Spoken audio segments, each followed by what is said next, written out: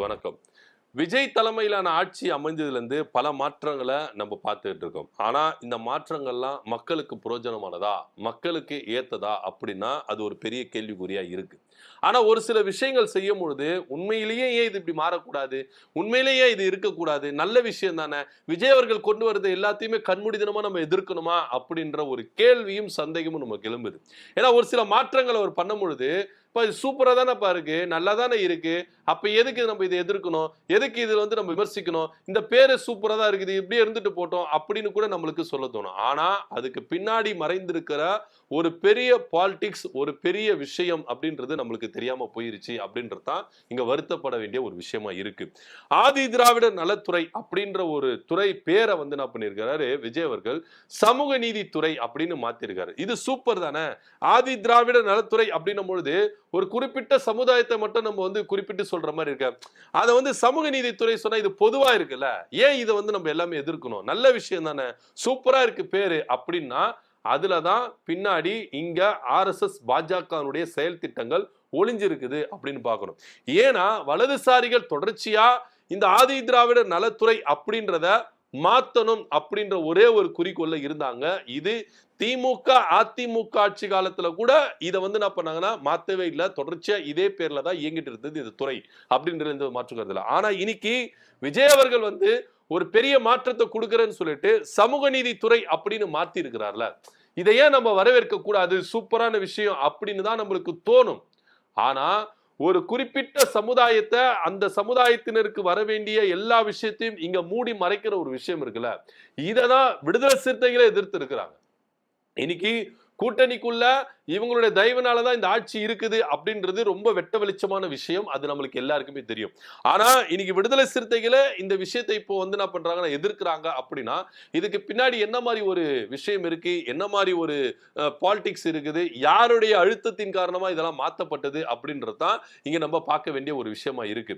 பொதுவா SC ST இந்த ரெண்டு பிரிவினருக்கும் சேர்ந்ததுதான் இந்த ஆதி திராவிடர் நலத்துறை அப்படின்றது வெட்ட வெளிச்சமா நம்மளுக்கு தெரியும்.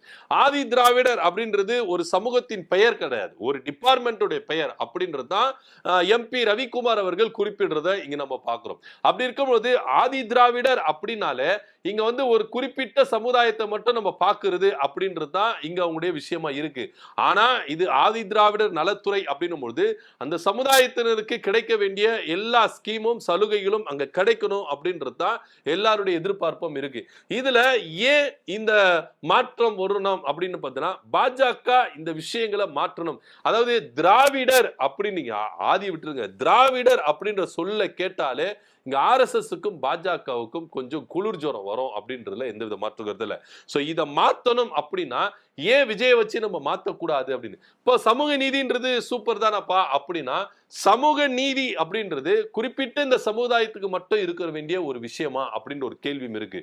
சமூக நீதி அப்படின்னா எல்லா சமுதாயத்தினருக்கும் பாதிக்கப்பட்ட சைட்ல இருந்து, அதாவது ஒரு SC பாதிக்கப்பட்டாலும் அங்க நின்று பேசணும், ஒரு பிராமின் தாக்கப்பட்டாலும் பாதிக்கப்பட்டாலும் அந்த சைடு இருக்கணும், ஒரு OBC தாக்கப்பட்டாலும் பாதிக்கப்பட்டாலும் அந்த எடுத்து பேசணும். எந்த சமுதாயத்தினர் பாதிக்கப்பட்டிருக்கிறாங்களோ அந்த சமுதாயத்தின் குரலாய் இருந்து நம்ம ஒலிக்கிறது தான் இது சமூக நீதி. எல்லா சாதியினரையும் நீங்க ஒரே நேர்கோட்டில் வச்சு பாக்குறீங்களா, இதுதான் சமூக நீதி அப்படின்றது ரொம்ப வெட்ட வெளிச்சமா தெரியுது. ஆக்சுவலா இந்த சமுதாயத்தினருக்கு இதுவா இருக்கு, இவங்களை மட்டும் நான் பேரளவுல மாத்திடுறேன் அப்படின்னா அது எந்த அளவுக்கு இங்க வந்து ஏற்றுக்கொள்ள வேண்டிய விஷயமா இருக்கும் அப்படின்னு சொல்லுதுல. அதாவது ஒரு ஒரு ரிலேஷன்ஷிப்பை ஒருத்தர் அப்படிதான் கூப்பிட முடியும், இதுக்கு மாற்று அதுக்கு மாற்று அப்படின்னா சொல்ல முடியாது. அது மாதிரி தான் பேரை மட்டும் மாத்திட்டா இங்க எல்லாமே மாத்திருமா அப்படின்னா கிடையவே கிடையாது. நீங்க சமூக நீதி துறைன்னு சொல்றீங்க, இது வெளியில இருந்து பார்க்கும் பொழுது சூப்பர், ஓஹோ அப்படின்னு சொல்லிட்டு நம்ம பாராட்டலாம், புகழலாம். ஆனா உள்ளுக்குள்ள போய் பார்த்தா இது முழுக்க முழுக்க பாஜகவினுடைய அஜெண்டா அப்படின்றதுதான் வெட்ட வெளிச்சமா தெரியுது. சோ இந்த விஷயம் வந்து பாத்தீங்கன்னா பாஜக ஆளும்போது, அதாவது வாஜ்பாய் அவர்கள் இருக்கும் பொழுதே இதற்கான பெயர்கள் மாற்றம் செய்யப்பட்டது அப்படின்ற ஒரு விஷயமும் இங்க இருக்குது. சோ இது எல்லாத்தையுமே ஏன் இப்போ வந்து எதிர்க்கிறாங்க? இப்போ புரட்சி பாரதம் இது எதிர்க்குது, விடுதலை சிறுத்தைகள் எதிர்க்குது. ஏன் எதிர்க்குது அப்படின்னு பாத்தீங்கன்னா, இதுல சமூக நீதித்துறை அப்படின்னு நீங்க வச்சுட்டீங்கன்னா எல்லா ஜாதியினருக்கும் இங்க பொதுவான ஒரு துறையா இங்க மாறுது. அப்போ எஸ்சி எஸ்டி அந்த தொகுதிகளுக்கு பிரத்யேகமா கிடைக்க வேண்டிய சலுகைகள் இங்க மறுக்கப்படும் அப்படின்னு பாக்குது. இடஒதுக்கீடா இருக்கட்டும், அது மாத்திரம் இல்ல ஹாஸ்டல், காலேஜ், இது போல பல விஷயங்கள்ல எஸ்சி எஸ்டிக்கு கொடுக்க வேண்டிய அந்த சலுகைகளே இங்க வந்து குறைக்கப்படும்.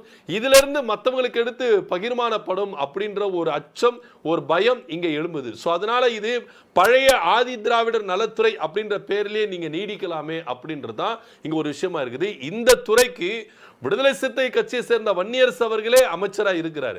ஆனா அந்த அமைச்சரவையில் இருக்கிற விடுதலை சிறுத்தைகளே இன்னைக்கு வந்து என்ன பண்றாங்க, எதிர்த்து கேள்வி கேட்கிறாங்க. ஏன் ஆதி திராவிடர் நலத்துறை அப்படின்றத பெயர் மாற்றணும், இதை ஏன் சமூக நீதித்துறையா நீங்க மாத்துறீங்க, அப்போ ஆதி திராவிடர் நலத்துறை அப்படின்ற இருக்கிறதுல உங்களுக்கு என்ன கெட்டு போயிருச்சு அப்படின்னு சொல்லிட்டு அதிகப்படியான குற்றச்சாட்டுகளை இங்க முன்வச்சு பார்க்கிறோம். எப்படி பார்த்தாலும் விஜய் அவர்கள் ஒரு மாற்றத்தை நான் கொடுக்கிறேன், ஒரு பெயர் மாற்றத்தை கொடுக்கிறேன் அப்படின்னு சொல்லிட்டு பெயர்ல மட்டும்தான் மாற்றத்தை தராரு, உள்ளுக்குள்ள எதனா மாற்றத்தை கொடுக்கிறாரா அப்படின்னா கிடையவே கிடையாது. இதை ஒருபோதும் இதை ஏற்றுக்கொள்ள மாட்டாங்க அப்படின்னு சொல்லிட்டு விடுதலை சிறுத்தைகளே, அதாவது கூட்டணிக்குள்ள இருக்கிற ஆட்சி அதிகாரத்தில் இருக்கிற விடுதலை சிறுத்தைகளை இன்னைக்கு இதை வந்து எதிர்த்து இருக்கிறாங்க அப்படின்னா இதற்கான வலுவான கண்டனங்கள் எழும்பதா செய்யுது. இதை விஜய் அவர்கள் மறுசீலனை பண்ணுவாரா அப்படின்ற ஒரு கேள்வியும் இங்க முன்வைக்கப்படுது. இதை பத்தின கருத்து என்ன அப்படி கமெண்ட் பண்ணுங்க. நன்றி, வணக்கம்.